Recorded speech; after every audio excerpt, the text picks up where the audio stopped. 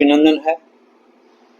मैं आशा करता हूं कि आज जिस विषय को लेके हम बात कर रहे हैं, आपके ज़रिए ये जन जन तक पहुंचेगा और इस संदेश पर हमारी जनता जो है वो गौर करेगी। वास्तव में सुंदरबनी एक पवित्र धरती है, जहाँ बहुत बड़े विद्वानों का आगमन है। चाहे हम सुंदरबनी वाले स्वामी जी के आश्रम को ले लें, चाहे बनपुरी के आश्रम को लें, सुनीता माता के आश्रम को लें, या आगे बढ़ के हम लोग अपने तमाम देवी देवताओं को, जहाँ बाबा नार सिंह हैं, जहाँ बाबा कालीवीर हैं, यहाँ काली माता हैं, या हम पीर बाबा को लें, और यहाँ सुंदरबनी में अगर हम लोग ठंडा पानी आ जाएं तो हमें एक बहुत भव्य गुरुद्वारा का दर्शन होंगे। तो साथ में ही लंबेड़ी जाएं तो वहाँ के स्वामी जी का भी आश्रम में बहुत भव्य लोगों का आगमन होता है। तो मैं ये कह सकता हूँ, ये एक स्पिरिचुअल धरती है, ये पवित्र धरती है, और यहाँ के लोगों ने अपने प्रयास से, ना कि किसी की मदद से, अपने आप को ऊपर उठाने की कोशिश करी है। और आज सुंदरबनी जम्मू कश्मीर रियासत का लिटरेसी के लिहाज से केरला बन गया है। और मुझे इस बात का फख्र होता है कि मेरे पूर्व रुगा के रहने वाले हैं। रुगा बिल्कुल चन्नी प्राड़ के बैक साइड पे है। हमारी जो कुल देवी हैं, कुल देवता हैं, वो चन्नी प्राड़ में हैं, और मेरे एक भाई कठानू में रहते हैं और दूसरे भाई जो हैं वो पंजा गांव में रहते हैं। तो मैं अपने आप को इसका एक हिस्सा समझते हुए आपके सामने हाजिर हूँ। सुंदरबनी कालाकोट के साथ हमेशा इम्तियाज हुआ है, ज्यादती हुई है, और हम लोगों ने सफर किया है।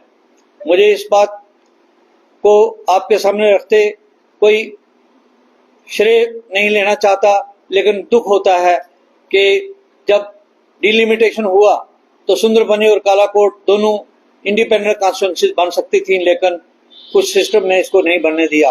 हालांकि सुंदरबनी को तोड़ के कुछ हिस्सा इसका अनंतनाग के साथ पार्लियामेंट में लगाया। तो ये सारी दिक्कतें हमारी यहाँ खत्म नहीं होती, बल्कि अगर हम देखें तो यहाँ हमारे कॉलेज, डिग्री कॉलेज जब बन गया तो डिग्री कॉलेज में आज वक्त की जरूरत है कि साइंस के मेडिकल, नॉन मेडिकल सब्जेक्ट हों, कॉमर्स सब्जेक्ट हों। कालाकोट के डिग्री कॉलेज का ये हाल है कि 13 वर्ष में ये हम सब्जेक्ट नहीं ला पाए। हर परिवार हमारा यहाँ का जो है वो कम से कम 2.5-3 लाख रुपया, जिसका बच्चा जब बच्ची जम्मू में पढ़े, राजौरी में पढ़े, उसको खर्चा करना पड़ता है। तो वी आर इकोनॉमिकली बर्डन्ड और सोशली इग्नोर्ड, लेकिन उसके बावजूद भी सुंदरबनी के लोगों ने, कालाकोट के लोगों ने अपने बच्चों की पढ़ाई जारी रखी। मैं उनको सलूट करता हूँ और उनको नमस्कार करता हूँ।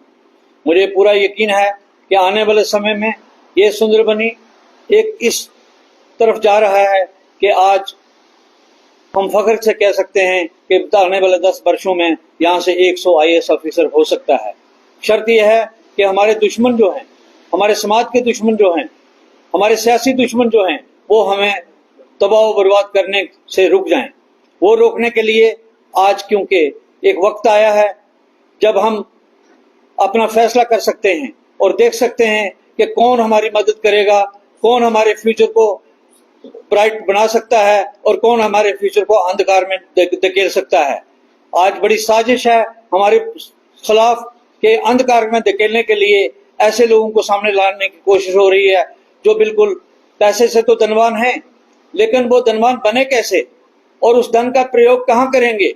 लेकिन जहाँ तक इंटेलेक्ट है, जहाँ तक पढ़ाई का तलक है, जहाँ तक सोच का तलक है, जो लेजिस्लेटर को होनी चाहिए, जो उसको करनी पड़ेगी, वो उसमें वो बिल्कुल बेबस होंगे जब असेंबली में अगर जा पाएंगे। तो इसलिए हमें एक नया रास्ता, नई चुनौती और नए आगमन से आगे बढ़ना होगा।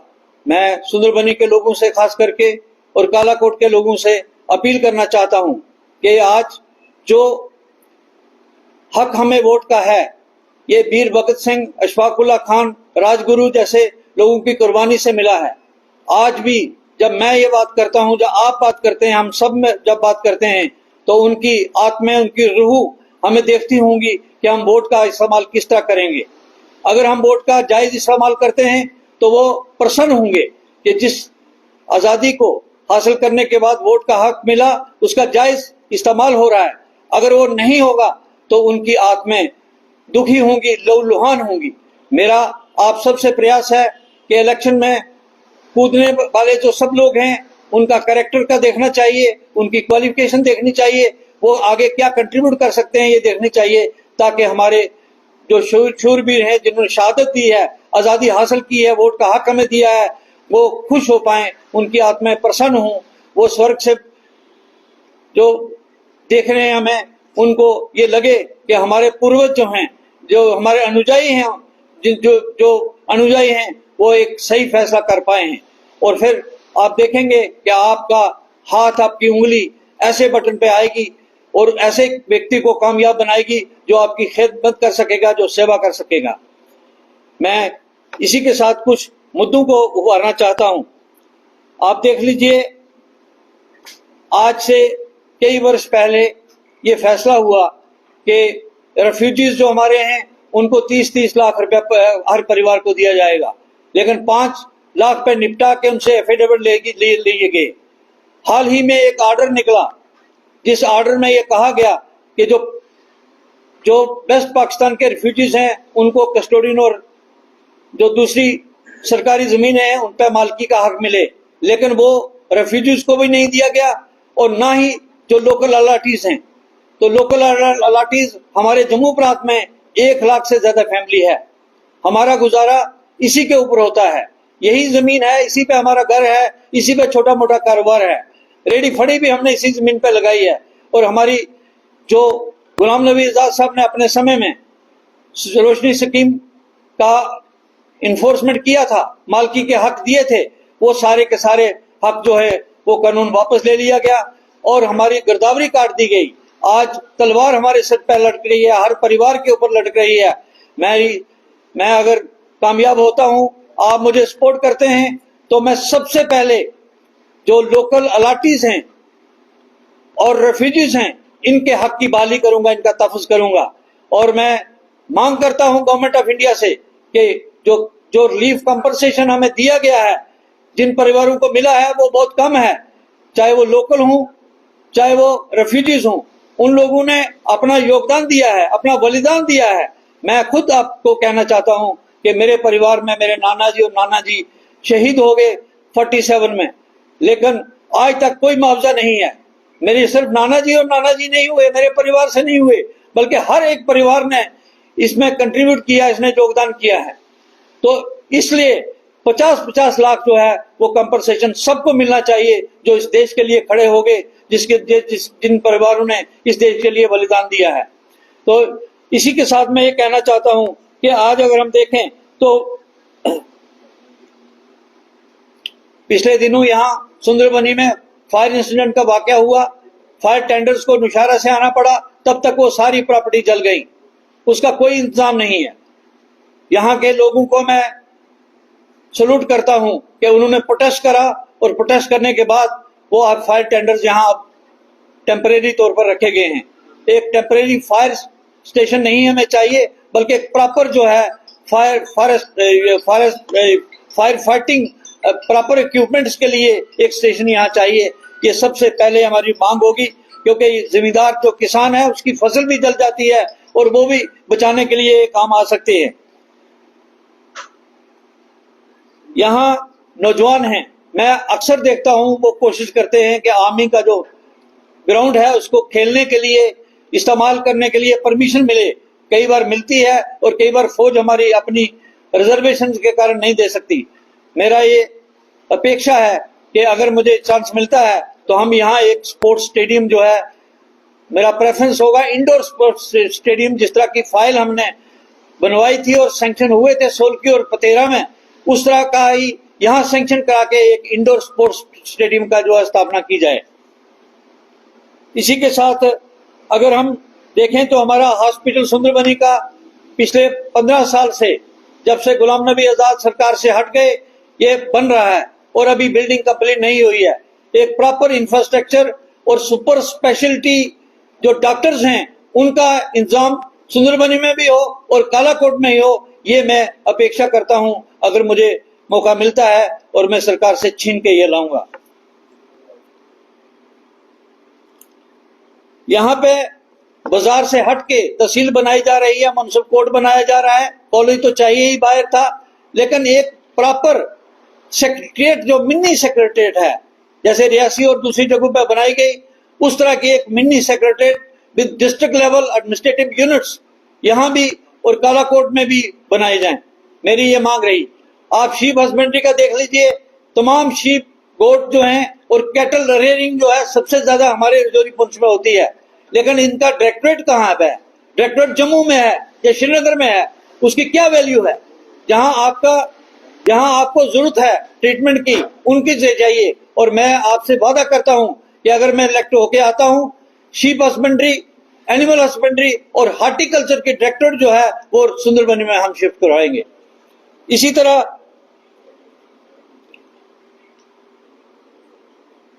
एजुकेशन का किसी भी स्कूल में देख लीजिए या कॉलेज में देख लीजिए, स्टाफ नहीं है, इंफ्रास्ट्रक्चर नहीं है। वही हमारा प्राइमरी हेल्थ सेंटर्स का, सीएचसी का और सब सेंटर्स का हेल्थ सेक्टर में हाल है। वो हमारा प्रॉपर इंफ्रास्ट्रक्चर यहाँ बिल्टअप हो, वो मेरी प्रायोरिटी रहेगी। इसी तरह अब किसी भी लिंक रोड में चले जाइए, आज लुक पड़ेगी और 15 दिन 20 दिन के बाद वो उखड़ जाएगी। अब खुसूसन मैं एक रोड का जिक्र करूंगा जहां लोगों ने बहुत प्रयास भी किया, लेकिन उसके बावजूद अभी हम लोग फेल हो गए। लेतर से देवक हथल होते हुए जो सड़क कालीडाबाई है, ये जो इस रोड का हाल है, यही हाल जो है तमाम लिंक रोड का है। और आज सड़क बनती है और कल टूट जाती है, और कोई मॉनिटर तमाम मोहल्लों में जो 400 के करीब मोहल्ले होंगे इस कंस्टिट्यूंसी के, उनको जो प्रॉपर रोड में और वो जो सड़क बने 10 साल उसको दोबारा लोग डालने की जरूरत ना पड़े।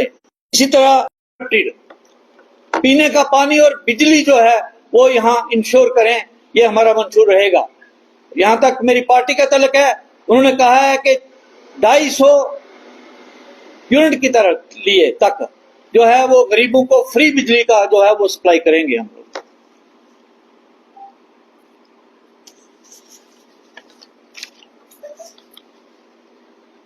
हमारा ज्यादा निर्भर एग्रीकल्चर के ऊपर है। और फिर हमारा मलबरी प्लांट यहाँ है। अगर हम वास्तव में देखें तो चीड़ के पेड़ हमारे जगह जगह पे हैं। मेटका में लाइमस्टोन है, 14 कोले की माइनें चलती थी और कोल रिजर्व हमारा अवेलेबल है। पावर हाउस चलता था, और जब ये माइंस और पावर हाउस चलता था 7200 लोग नौकरी में थे। और अगर हम उनको रिस्टोर करें 7200 लोग ये, और मैंने एक प्रोजेक्ट बनाए थे हाइडल पावर प्रोजेक्ट्स। कुदरत ने हमें बड़ा जखीरा दिया है, चाहे वो दरियाओं के जरिए है चाहे जंगलात के जरिए है, लेकिन उसका इस्तेमाल नहीं है। 7 प्रोजेक्ट्स मैंने माइक्रो हाइडल प्रोजेक्ट्स बनवाए थे, एक ठंडा पानी वाला, चिंगस वाला और बाकी सभी दरियाओं के ऊपर। 2 के ग्लोबल टेंडर हो गए थे, सुंदरबनी और चिंगस वाले के।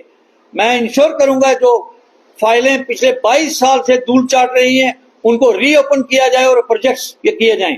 साथ में एक इंडस्ट्री जो है मलबरी प्लांट को लेके, कोकून्स को लेके एक सिल्क इंडस्ट्री सुंदरबनी में बन सकती है। इसी तरह मेटका में और पुंछ में, मंडी में, दोनों जो मेटका का हाफ वे फैक्ट्री का कंस्ट्रक्शन सोलकी में करा था सीमेंट का, इनको मुकम्मल करने का प्रयास होगा।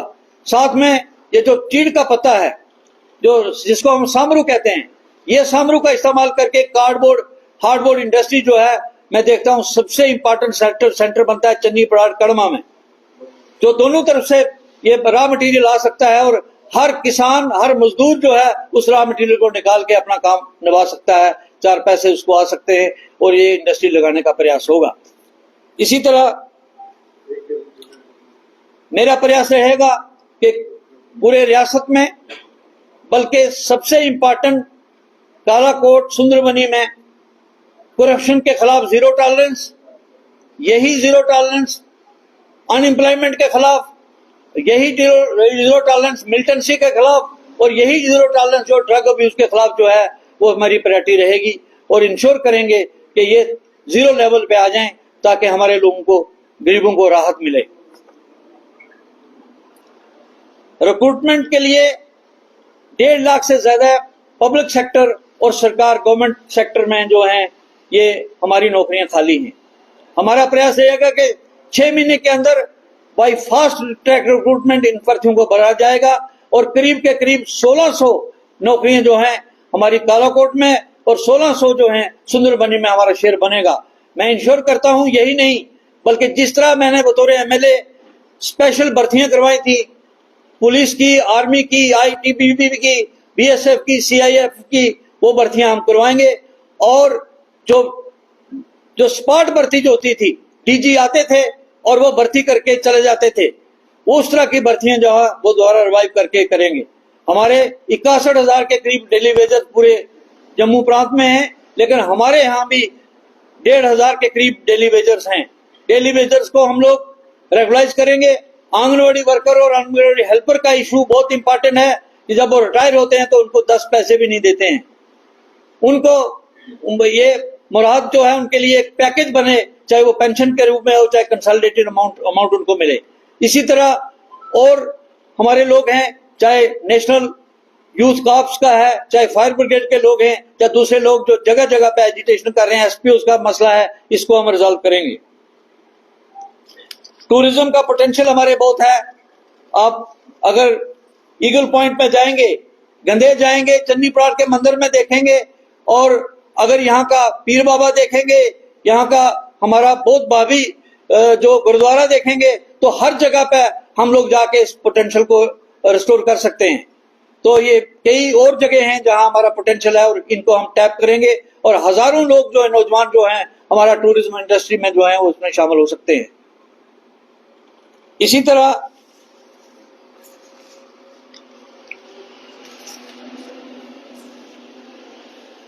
हमारी रियासत में यूथ पॉलिसी नहीं है। नौजवान नौकरी के तलाश में सऊदी अरबिया जैसे कंट्रीज में जाता है और परेशान होता है। जिस हालत में वो काम करते हैं वो वही जानते हैं। हम लोग ऐसा तरीका निकालेंगे कि टूरिज्म सर्किट बनाएंगे और दूसरी इंडस्ट्रीज लगवाएंगे, माइक्रो हाइडर प्रोजेक्ट करेंगे और सरकार की नौकरी में कोई स्वामी खाली ना रहे, वो हमारा प्रयास होगा। और एक डेफिनेट यूथ पॉलिसी बने, नौजवान जो बच्चा बच्ची ट्रेनिंग करके एकेडमिक्स करके बाहर आए, उसको इंतजार नहीं करना पड़े, फ्रस्ट्रेशन का शिकार नहीं होना पड़े, ड्रग अब्यूज का ट्रैप में नहीं आए वो, इसके लिए हम पूरा प्रयास करेंगे।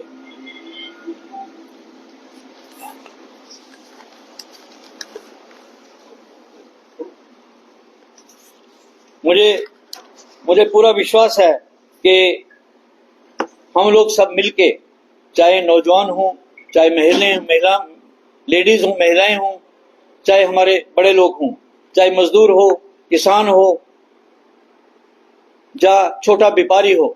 आप देख लीजिए जो रेडी हमारी यहाँ लगती है, जो ऑटो के ड्राइवर हमारे हैं, जो टेम्पो ट्रैवल में लोग काम करते हैं, छोटे छोटे काम करते हैं, हमारे लोगों को कुछ उसका हासिल नहीं होता और वो परेशानी के दामन में है। डेली वेज जो हमारा 250-300 से गुजारा नहीं होता। कहीं भी आप चले जाए, दूर दराज गाँव में भी 500-700 कम से कम नहीं होता। मिनिमम डेली वेज जो है वो कम से कम 500 फिक्स कराना का हमारा प्रयास होगा कि सरकारी तौर पर या गैर सरकारी भी मिनिमम डेली वेज वो फिक्स हो। फिर मैं किसान का बात करना चाहूंगा कि हमारे यहाँ प्रोग्रेसिव फार्मर्स भी हैं, लेकिन प्रोग्रेसिव फार्मर होने के बावजूद भी उनको सुविधा नहीं है। उनको सुविधा प्राप्त करें, करवाई जाए। मैं देखता हूँ स्पोर्ट्स में हमारा नेशनल लेवल बल्कि इंटरनेशनल लेवल पर लोग जा रहे हैं और वो अपने मेडल्स लेके वापस आ रहे हैं, लेकिन उनको कोई प्रोत्साहन नहीं है। हमारे लोग शहीद हो रहे हैं और उनके शहीदों के लिए भी जो है उनका कोई प्रावधान नहीं है। हम तो चाहेंगे कि जैसे ये कहा जाता था, शहीदों की चिताओं पे लगेंगे हर वर्ष मेले, वतन पे मरने वालों का यही निशान आखिरी निशान होगा। हम उनका एक निशान पैदा करें, उनके परिवारों को एक बहुत बड़ी सुविधा दें, उनको इज्जत मान हो। हमारे लोग जो बढ़ के आगे आ रहे हैं, ऐसे तो आईएएस ऑफिसर 100 नहीं हम बना सकते। हम जब तक उन लोगों को, जो माता पिता, जो टीचर्स लगे हैं अपने स्टूडेंट्स को और बच्चों को पढ़ाने में और उनको आगे बढ़ाने में, हम एक एक सही पैकेज तैयार करेंगे, एक मैकेनिज्म तैयार करेंगे ताकि उनको कोई दिक्कत ना आए। और आखिर में ये कहता हूं, कालाकोट में हमने वुमेन ITI खोला था, पूरे देश में कहीं नहीं वुमेन ITI। वो मेरा कमिटमेंट रहेगा कि सुंदरबनी में भी ये वुमेन ITI होगा ताकि हमारी बहनें, हमारी बच्चियां वहां अपना रोजगार के लिए अपना काम ट्रेनिंग कर सकें और काम कर सकें। आप आए, मेरे साथी दाएं और बाएं और पीछे बैठे हैं, मैं इनका बहुत आभारी हूं कि आप फील्ड में बहुत प्रयास कर रहे हैं। मैं उन तमाम साथियों का जो गांव-गांव में बैठे हैं, जो अपने अपने घरों में बैठे हैं, जो फील्ड में निकले हैं, उनसे अपील करना चाहूंगा कि वक्त करीब पहुंचा है जब तख्त उछाले जाएंगे, जब ताज गिराए जाएंगे, सिर्फ आपका साथ चाहिए। जय हिंद, जय जम्मू कश्मीर, जय सुंदरबनी कालाकोट।